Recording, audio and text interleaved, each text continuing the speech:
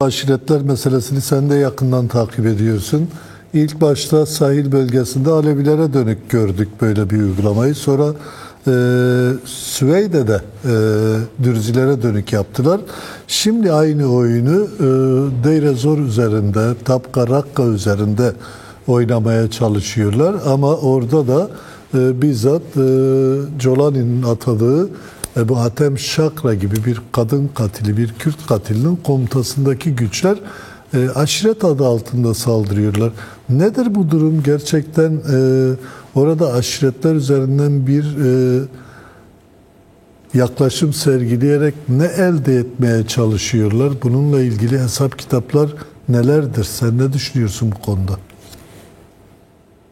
AKP yönetimi Suriye'de cihadist kesimlere, Selefi kesimlere, İhvan gruplarına çok muazzam yatırımlar yaptı. Geleceğin Suriye'sini onlar da görüyor. Dolayısıyla gelinen aşamada günün sonunda AKP, HTŞ, SMO ittifakının 2025 itibariyle en büyük kozu aşiretler oldu. Bu özellikle daha önce de Rakka bölgesinde bazı aşiretleri, Deir ez-Zor bölgesinde bazı aşiretleri kullanmaya çalışıyordu. Baas rejimi döneminde bunu yapmaya çalışıyordu.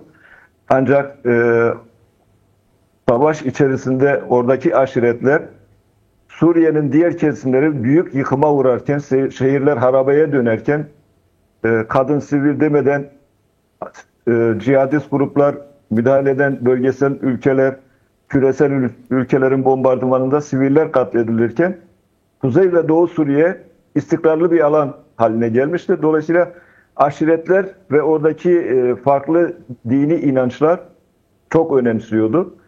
Çünkü Kuzey ve Doğu Suriye'de bildiğimiz gibi Kürtler, Asuri Süryaniler, Ermeniler, Araplar, Türkmenler, Çerkezler muazzam bir birliktelik oluşturmuşlardı ve bu birlikleri askeri konsepte de evrilmişlerdi, çevirmişlerdi. Onu sürdürüyorlardı. 8 Aralık 2024 sonrası HTŞ'e geldikten sonra ise özellikle 6-10 Aralık 2025'te sahil kentlerinde Alevilere yönelik saldırı, 13 Temmuz 2025'te Dürzü Yurdu Süveyde'ye yönelik saldırı bambaşka bir pencere açtı. HTŞ'de de, Suriye Milli Ordusu'nda da, AKP yönetiminde de. Çünkü aniden cihadist yapılar, aşiretler dedikleri aşiretler olarak kodladığı cihadist yapılar çok hızlı bir şekilde seferber edildiler ki Alevi kentlerine, sahil kentlerine saldırırken de cihat ilan etmişlerdi. Dürzü yurduna saldırırken de cihat ilan etmişlerdi. Bu ivmeden faydalanmak istediler. Böyle bir momentum oluşturup bunu Kürtlere karşı, Ermeni, Kürt, Süryani, Asuri ittifakına karşı, Arap ittifakına karşı Kuzey ve Doğu Suriye'de de uygulayabilir miyiz diye, oraya teşmil edebilir miyiz diye muazzam bir yürütüldü. Diplomasi trafiği yürütüldü Şam ve Ankara arasında ve aşiretler toplantıları yapıldı. Geçmişte peki şöyle sorabilir miyim araya girip? Kusura bakma. Urfa'da... Araya girip şunu sorayım. Yani sonuç itibariyle Şam ve Ankara'nın aşiretler üzerinden bu savaş sürüyor demeye getirdiği şey aslında özü itibariyle bir şekliyle her iki yönetimin Kuzey ve Doğu Suriye'ye yönelik planlı bir girişimi değil mi? Bunu uluslararası güçler görmüyor mu, görmezden mi geliyor? Planda olduğu çok açık.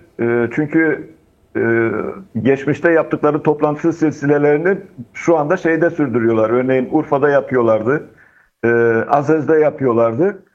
Azez'de aşiretlerle toplantılar arıyorlar. Toplantılar yapıyorlar. Harekete geçilmesi gerektiği yönünde. Ama Suriye'nin şöyle bir dokusu da var.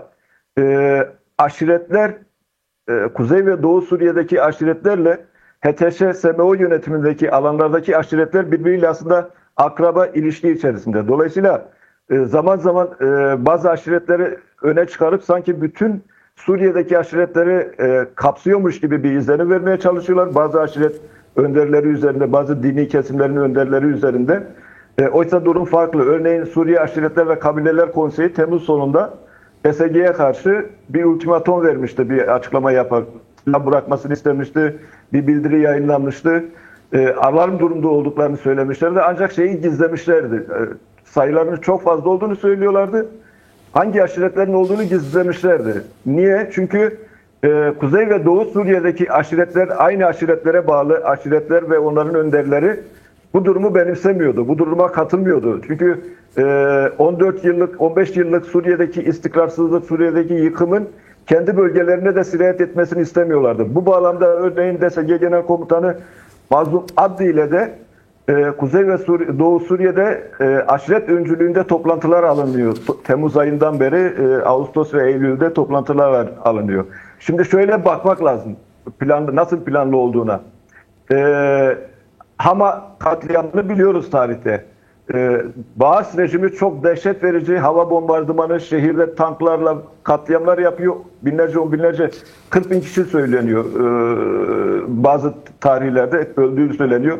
Şimdi siz o dönemde Baas rejimine karşı aşiretler ayaklanması, Dürzilere saldırdığınız gibi, Alevilere saldırdığınız gibi aşiretleri seferber etmiyorsunuz. Şam'a yürümüyorsunuz ama bir bakıyorsunuz şu anda aşiretler adı altında çok büyük güçler bir anda seferber ediliyor.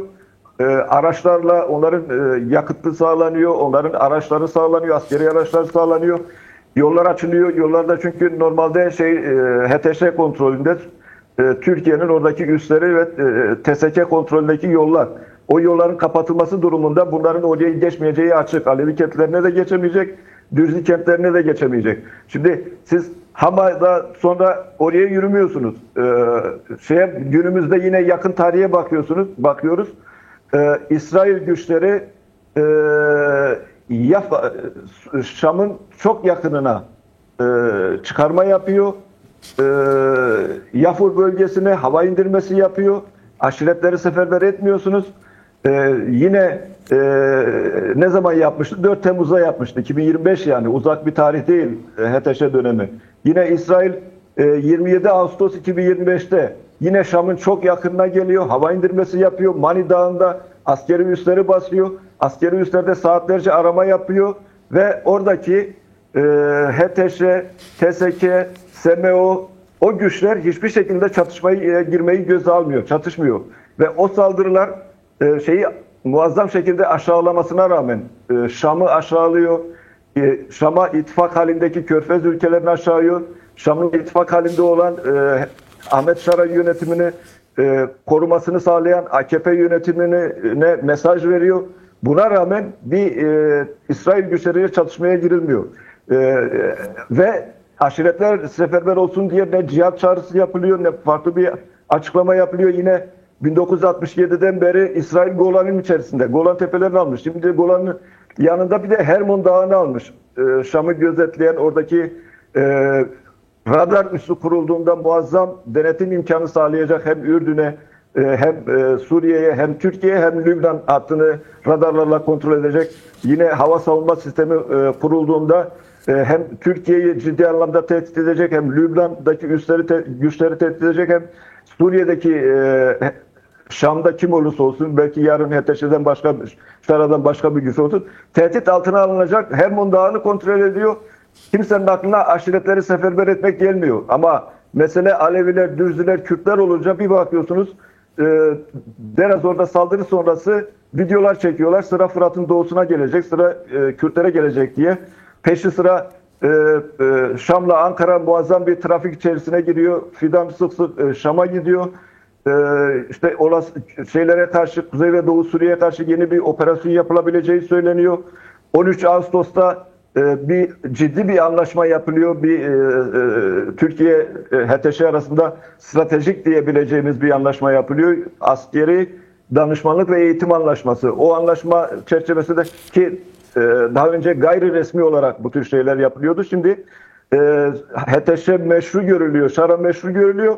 Meşruiyete çevirmiş gibi oluyor böyle bir anlaşmayla. Onu yapmaya çalışıyorsun. Dolayısıyla arkasında bir ciddi güç olmadan böyle bir şeyi kotarmak mümkün değil. Saydığım örneklerde bariz çok şunu söylüyorlar adeta Dürziler teslim olsun, Kürtler teslim olsun, Aleviler teslim olsun.